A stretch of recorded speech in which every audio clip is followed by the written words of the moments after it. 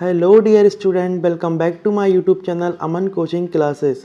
सो आज की इस वीडियो में हम देखने वाले हैं क्लास 10 इंग्लिश फर्स्ट फ्लाइट का चैप्टर नंबर 2 जिसका नाम है Nelson Mandela long walk to freedom. इस चैप्टर के कुछ इंपॉर्टेंट क्वेश्चन आंसर हम इस वीडियो में देखने वाले हैं जो कि एमपी बोर्ड के हिसाब से बहुत ही ज़्यादा इंपॉर्टेंट होते हैं। तो विदाउट वेस्टिंग टाइम हम वीडियो को स्टार्ट करते हैं। सो हमारा फर्स्ट क्वेश्चन है, Where did the ceremonies take place? Can you name any public building in India that are made of sandstone? It means that where did the ceremony take place? यानी कि जो ceremony हुआ था, समारोह हुआ था, वो कहाँ हुआ था? Can you name any public building in India? क्या आप public building का नाम बता सकते हैं इंडिया में? That are made of sandstone, जो कि sandstone यानी लाल पत्थर से बनी हों। सो इसका आंसर अब हम देखेंगे। The ceremonies took place in the lovely sandstone amphi theatre formed by union building in Pretoria. यानी सेरेमनी जो हुआ था वो एक लवली सैंडस्टोन एम्पी थिएटर जो कि फॉर्म्ड किया गया था यूनियन बिल्डिंग द्वारा इन प्रिटोरिया में बनाया गया था। इन इंडिया यानी इंडिया में the Rashtrapati Bhavan, the Red Fort and the India Gate are public building that are made of red sandstone. यानी कि हमारे इंडिया में राष्ट्रपति भवन हुआ, रेड फोर्ट हुआ और इंडिया गेट हुआ और जामा मस्जिद हुई। ये ऐसी पब्लिक बिल्डिंग है जो कि रेड पत्थर से बनाई गई हैं, लाल पत्थर से बनाई गई हैं। ठीक है।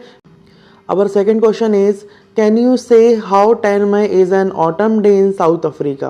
यानी आप कैसे कह सकते हैं, किस प्रकार कह सकते हैं कि 10 मई को ऑटम डे था साउथ अफ्रीका में। सो इसका आंसर देखिए, we can say that 10 May is an autumn day in South Africa because on this day there was largest gathering of international leaders on South African soil। यानी कि हम कह सकते हैं कि 10 मई को एक ऑटम डे था साउथ अफ्रीका में बिकॉज क्योंकि ऑन दिस डे यानी कि इस दिन there was largest gathering of international leaders. यानी कि जो इंटरनेशनल नेता थे, इंटरनेशनल यानी अंतर्राष्ट्रीय जो लेवल पे नेता थे, उनकी बहुत ज़्यादा लार्जेस्ट गैदरिंग यानी बहुत ज़्यादा संख्या में जमावड़ था, यानी कि गैदरिंग थी, एक साथ इकट्ठा हुए थे ऑन साउथ अफ्रीकन सॉइल यानी कि साउथ अफ्रीका की धरती पर, मिट्टी पर। For the installation of South Africa's first democratic and non racial government. यानी कि इंस्टॉल करने के लिए आए हुए थे साउथ अफ्रीका के पहली लोकतांत्रिक यानी democratic and non racial government जो कि रेसिज्म नहीं करती। Our third question is, at the beginning of his speech Mandela mentioned an extraordinary human disaster। यानी कि अपनी स्पीच की शुरुआत में मंडेला ने मेंशन किया है N extraordinary human disaster. इसका मतलब होता है असामान्य मानवीय आपदा। What does he mean by this, यानी कि इसका मतलब क्या है। तो इसका आंसर देखें, an extraordinary human disaster by this Mandela means the white rule in South Africa over the blacks. यानी कि साउथ अफ्रीका में जो ब्लैक्स के ऊपर वाइट ने रूल किया था, यही क्या था, an extraordinary human disaster था। It was really a disaster, यानी कि रियल में ये बहुत बड़ा डिजास्टर था, यानी आपदा थी। नेक्स्ट क्वेश्चन है, what does Mandela thank the international leaders for. यानी कि मंडेला ने कैसे थैंक किया, किस प्रकार से थैंक किया इंटरनेशनल लीडर का।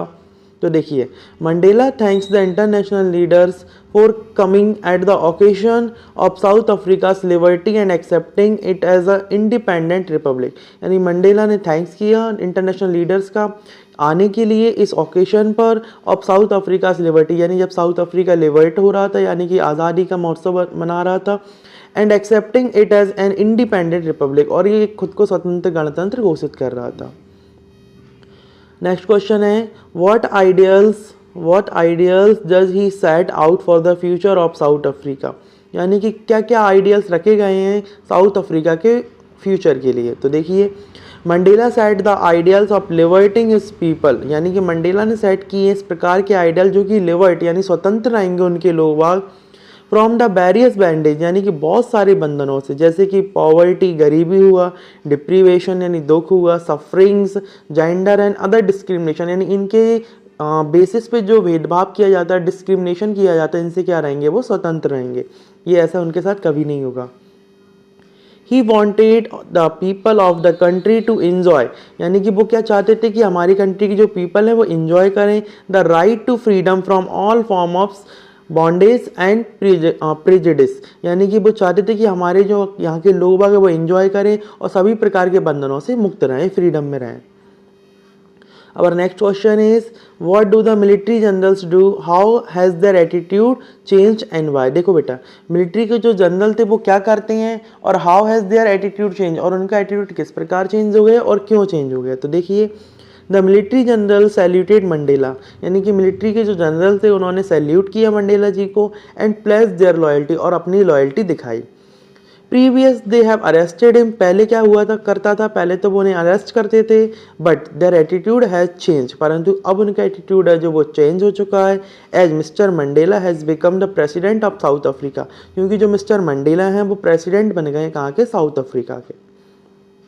ओके, नेक्स्ट क्वेश्चन देखिए, why were two national anthem sung, यानी कि दो नेशनल एंथम क्यों गाए गए। तो देखिए इसका आंसर है, the two national anthems were sung as there were two main communities, वहाँ पे दो नेशनल एंथम गाए गए क्योंकि वहाँ पर दो जो थी वो मेन कम्युनिटी थी या दो रेजेस थी। One was the whites and other of the blacks, यानी कि पहली कौन सी थी, वाइट यानी कि गोरे लोगों की, और अदर दूसरी कौन सी थी, ब्लैक्स।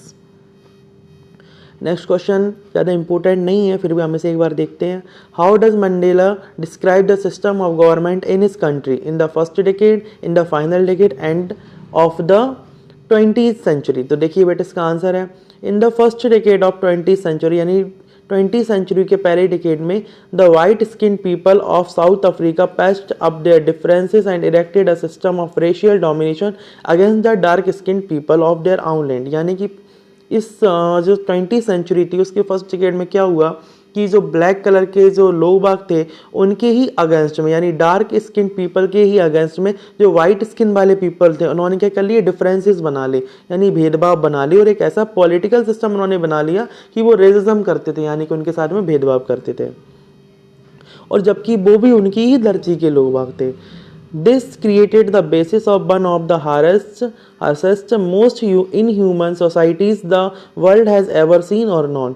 और इस टाइप से उन्होंने एक ऐसी सोसाइटी का वो कर लिया था जो कि इनह्यूमन, इतनी ज़्यादा इनह्यूमन थी और बहुत ही अमानवीय थी, जो कि पहले कभी किसी ने देखी भी नहीं थी। इस टाइप का उन्होंने एक सोशलिज्म बना लिया था।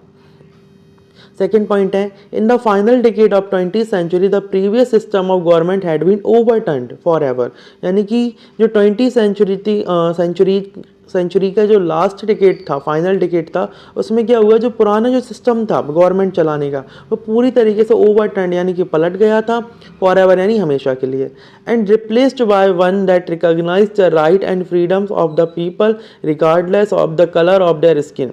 यानी कि इस प्रकार की एक गवर्नमेंट बन गई थी वहाँ पर जिसमें सभी लोग अपनी फ्रीडम से रह सकते थे, अपने अधिकारों का यूज़ कर सकते, regardless of the colour of their skin, यानी कि कोई स्किन के भेदभाव पर, स्किन के रूप में उसका कोई भेदभाव नहीं किया जाएगा।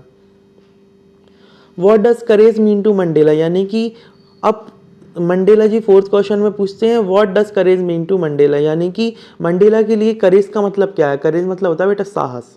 तो देखिए इसका answer, according to Mandela courage was not the absence of fear, यानी कि मंडेला जी के अनुसार courage was not the absence of fear, यानी बहादुरी वो नहीं होती, साहस वो नहीं होता जिसमें डर की एब्सेंस ना हो, यानी कि courage was not the absence of fear, यानी करेज वह नहीं होता कि जिसमें फियर का एब्सेंस ना हो, but the triumph over it, परंतु क्या होना चाहिए, उसके ऊपर विजय होनी चाहिए, ट्रिम्फ होनी चाहिए।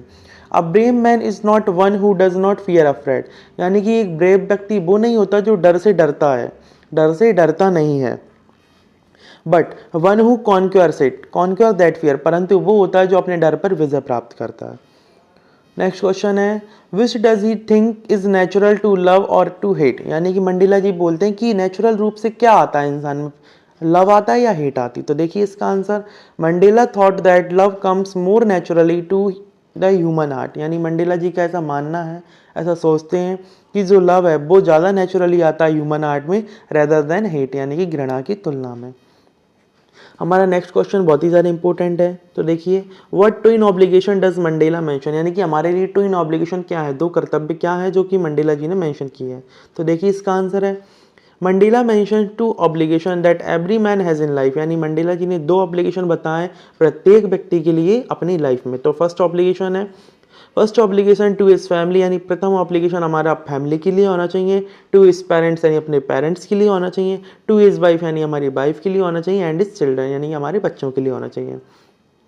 And the second obligation to his people, यानी सेकेंड ऑब्लिगेशन हमारे किसके लिए होना चाहिए, पीपल्स के लिए होना चाहिए, हमारी कम्युनिटी के लिए होना चाहिए और हमारी कंट्री यानी देश के लिए होना चाहिए। What did being free mean to Mandela as a boy and as a student, यानी कि अब उनके लिए क्या क्या फ्रीडम थी, क्या फ्रीडम का मतलब क्या था मंडेला के लिए एज अ बॉय और एज अ स्टूडेंट। तो देखिए इसका आंसर है as a boy freedom for Mandela was to run in the field, यानी एक बच्चे के रूप में उनकी फ्रीडम से मतलब है was to run in the field, कि वो अपनी फील्ड्स पे घूम पाएँ यानी दौड़ पाएँ। Swim in the stream running through the blows, हमारी ब्लेज से जो स्ट्रीम निकल रही है, नहर निकल रही है, उसमें वो लोग बस स्विमिंग कर पाएँ। टू राइड द बुल, यानी कि वो बुल पे राइड कर पाएँ। As a student freedom for Mandela was to stay out at night, यानी कि एक स्टूडेंट के अनुसार उन्हें क्या फ्रीडम होनी चाहिए कि वो कहीं पे रुक पाएँ। To read what he pleased, और वह पढ़ें जो उन्हें अच्छा लगता है। And go where he choose, यानी और अपनी मर्जी से कहीं भी वो आ जा सकें। ये सब क्या थी बेटा, मंडेला के लिए फ्रीडम थी।